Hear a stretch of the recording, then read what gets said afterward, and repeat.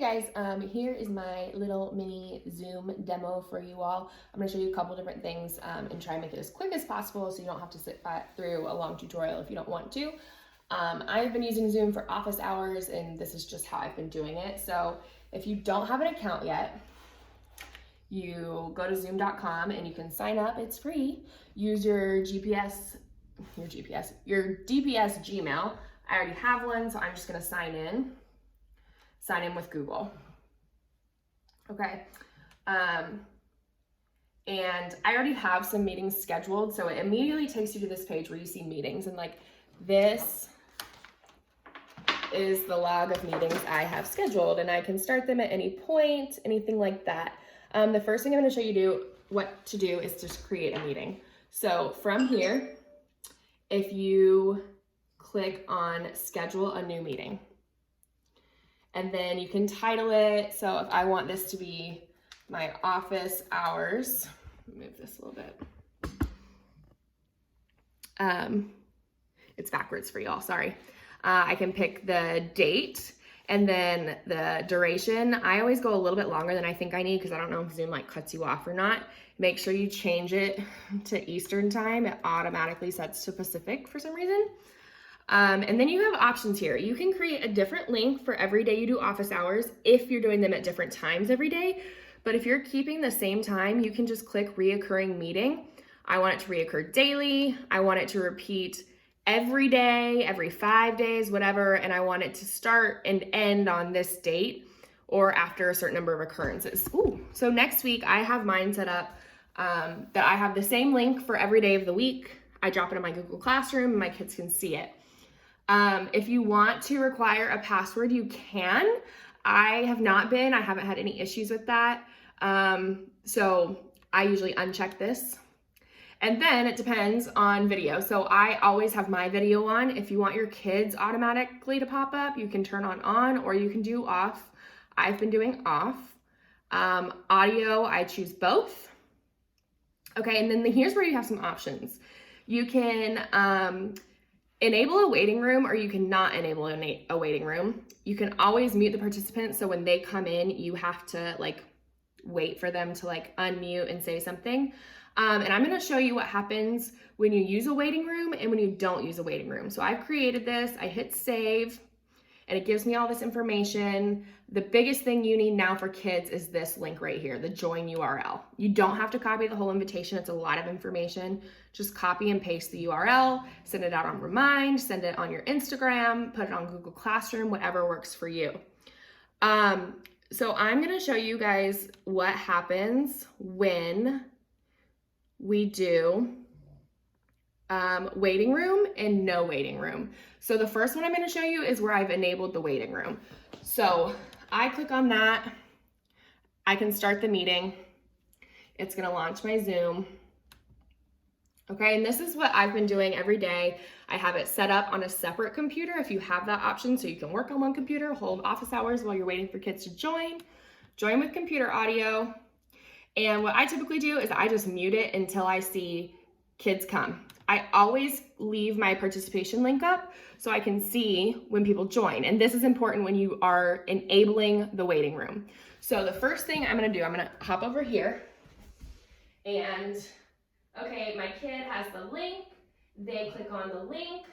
They're launching the Zoom. Cool. They're joining with video. And it says, please wait, and the host will let you in soon.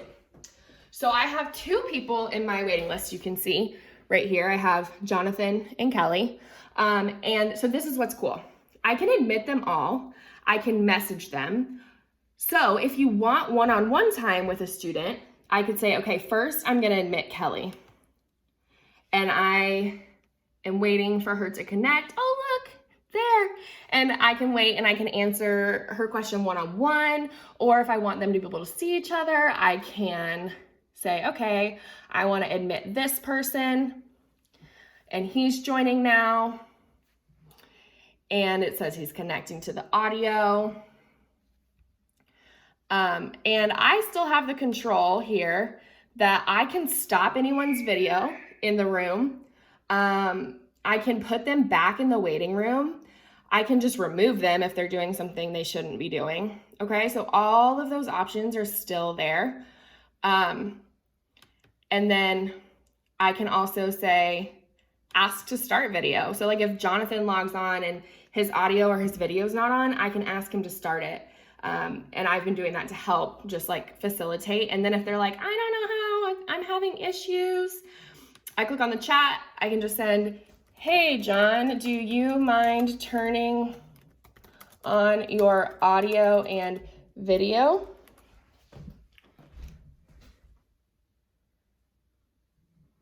All right, and in the meantime, you can hear because it's down there. This person has turned on their audio. So their audio is now working. I'm waiting for Jonathan's audio to work. And I have just like a lot of options. But like I said, okay, I can still mute this person. Now you're not gonna get that weird feedback.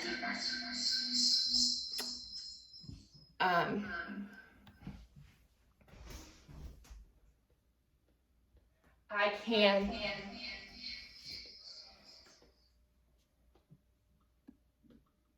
Okay. I can decide. Sorry, y'all. I can decide that I need to put someone in the waiting room because I need to talk one-on-one with someone. So I can decide, okay, like Sammy has her question answered, and so now I need to talk one-on-one with Jonathan. So I can take this. Oh, look, she's awake. And I can put her back in the waiting room.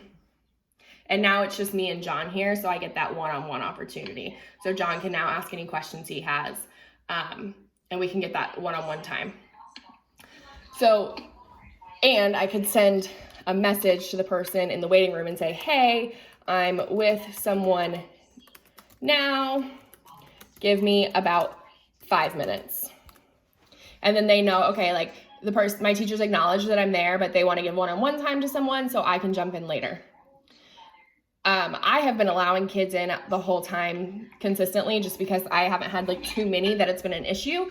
But like if you offer 2 different courses, say for example, I have my Math 2 kids in there asking one question and then some Math 8 kids pop on, I might like keep my Math 8 in the waiting room until Math 8 can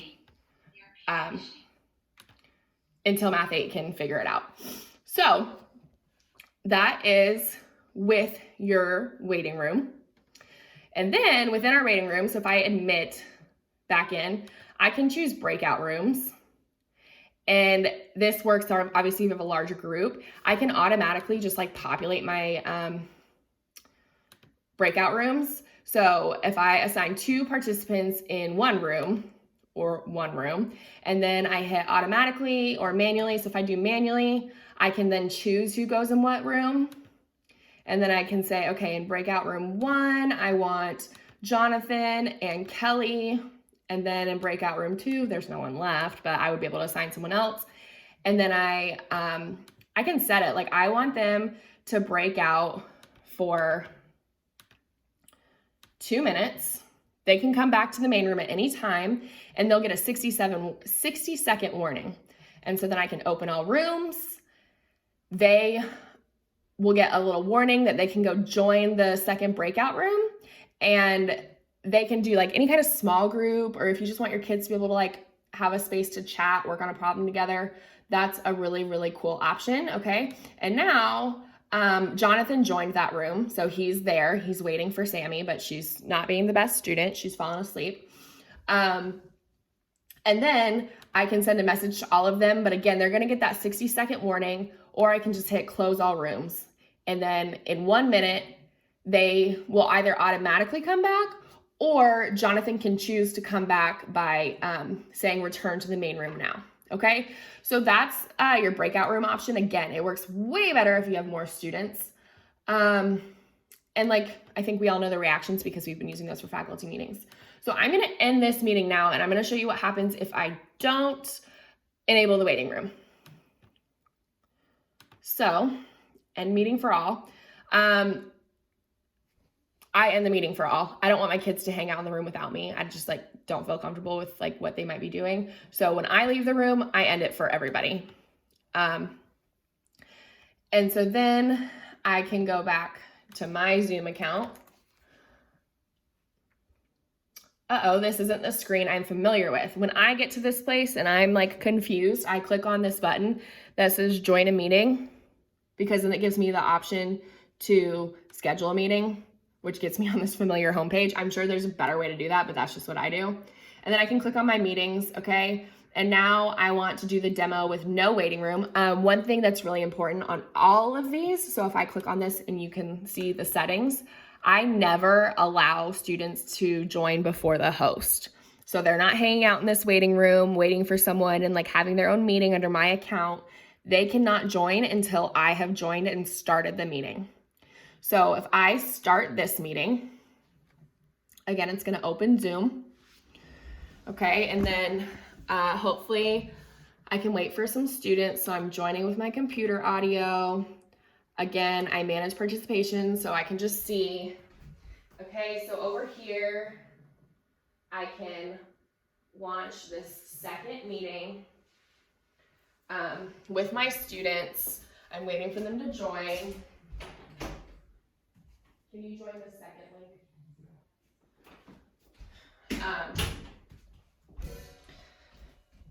So this is one where you don't have to admit participants. So if you just like sign up and you're like, hey, we're all gonna hang out at this time, or you just know office hours aren't like flowing very frequently, they can pop in without me admitting. So what's important here is whatever's going on in the room, they're gonna pop in live, whatever's happening. You still have the options to do everything you were doing, mute, breakout rooms, ask them to start their videos, stop their videos. There's the other girly. These are my students. They're not as good as my real ones. They fall asleep a lot when I'm talking. So again, I could like mute myself and ask a student to speak up. I can do all these different things, you know, which is really great. But I think the most important thing that you can do on Zoom is you can share your screen. So if I share my screen, there's a lot of different options here, which I think are really important. The whiteboard, especially if you have your computer at home, that is a touch screen. So let me show you what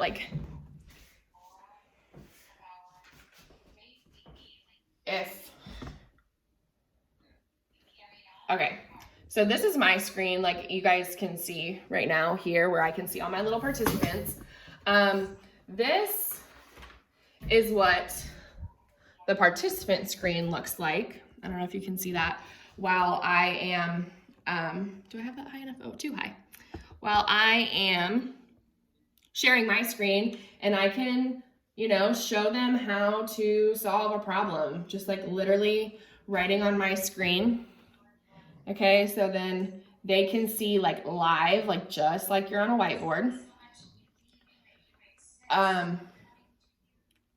Oops. Okay, and then you can erase, or you can just like add a new page here in the bottom right corner, and it's all there for them to access. I can also say like that they were working on an Edgelastic assignment, Delta Math, whatever it is that they're working on. I can stop this share.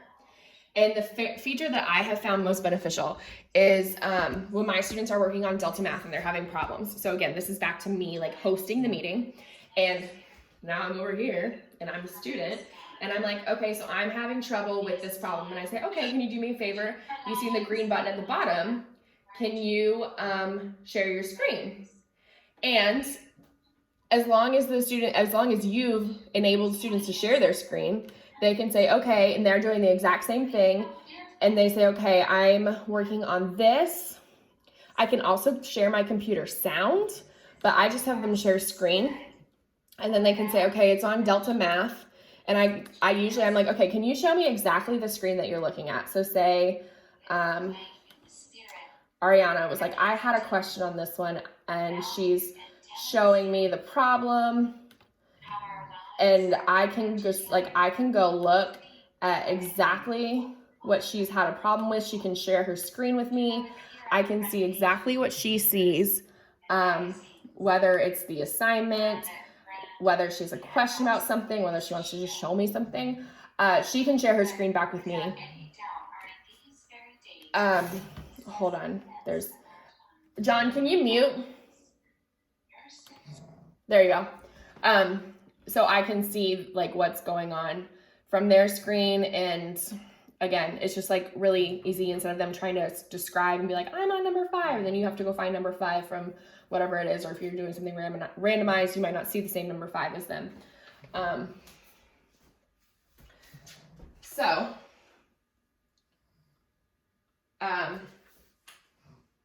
Again, lots of options for that.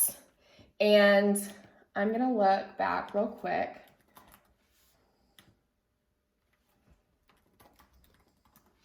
And look at the settings of meetings. So again, I'm on the screen I don't want to be on. I hit join, I hit schedule.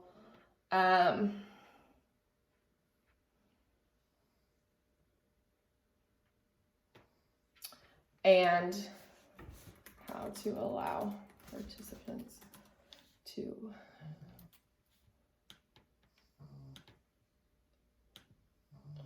okay. So if this is what to share via Zoom.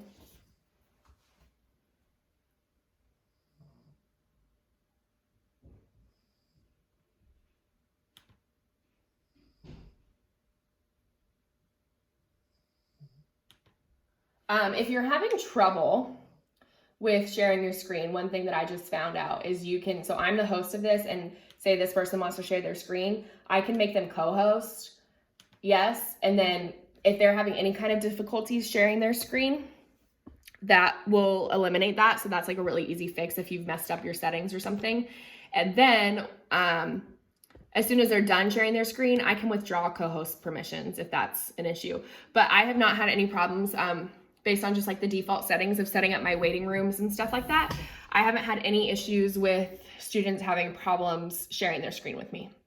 I hope this is helpful. Play around with it. Let me know if you have questions. And obviously, like, the easiest way to learn is to try it and then Google if you have questions. But let me know if you have any other questions and if I can help you with them. Or I know Ms. Pike has been using this a lot.